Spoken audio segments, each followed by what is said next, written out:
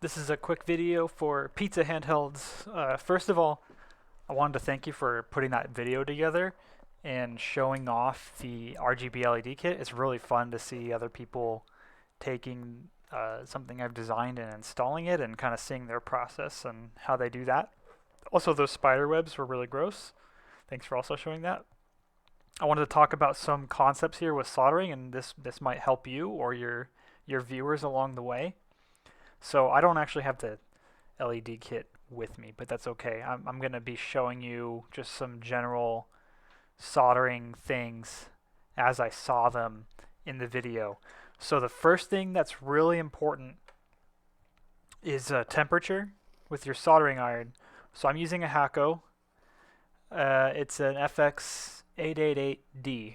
So it's a decent soldering iron. I think it's 60 watts, and the wattage matters quite a bit because that's going to determine how much power can be put through your tip into your work area. So that's one thing. I'm working at about 365 Celsius. This is pretty standard for working with these kinds of consoles. So, and that'll let you kind of get in and out quickly, assuming that your iron has proper or sufficient wattage. If you're using one of those really cheap irons from Amazon, that's like a $30 kit, you're going to have a really hard time getting away with that. So with that being said, iron settings matter. Your tip also matters quite a bit. So I do have the curved tip here, but let me demonstrate something here. So if I wanted to solder something to this point here, if I just put my tip on it, so I'm just using the very, very tip, it's going to be really hard to get something to stick. I have to hold it there for a very long time.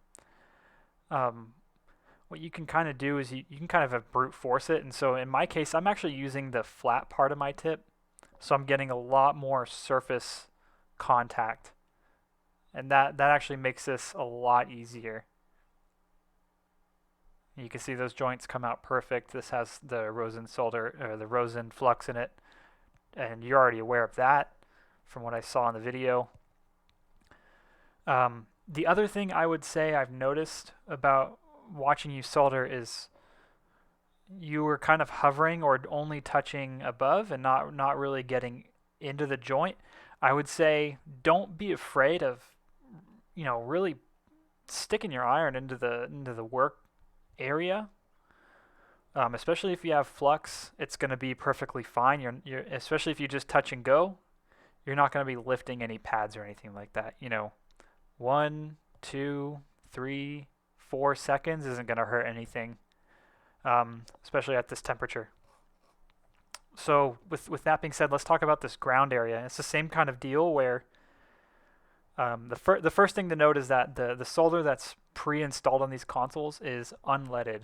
It has a significantly higher melting point, and you can see even when I'm holding my iron here for 1, 2, 3, 4, 5, it's still not doing much because one, it's ground, so it's got all this extra copper that's absorbing the heat.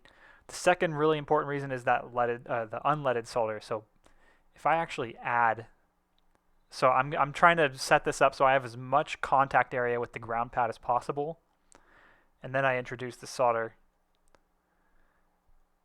This is leaded solder, and what I'm doing is I'm mixing those compositions together, so it actually reduces the melting temperature and it makes it a lot easier to work with and get those nice looking joints. I think that's pretty much the only other thing I have to say about this. The other kind of important thing is the kind of flux. I do recommend using something from a syringe. It does make it a lot easier just to kind of applicate that on there. And then using a good quality flux does make it pretty easy to clean up as well. Let me just show you what that looks like. You can see all that flux there. All I do is I just use a little cotton swab and a little bit of 99% alcohol. So I think I already used this one, but whatever. I'll use this cotton swab. I use it to clean flux already, I mean. Not my ears. Don't share the tools that way. This flux cleans up really easy, and cheap flux will be really hard to clean up. So it does matter. I have a link that has like some written stuff that I wrote about all this. I will put that in the description.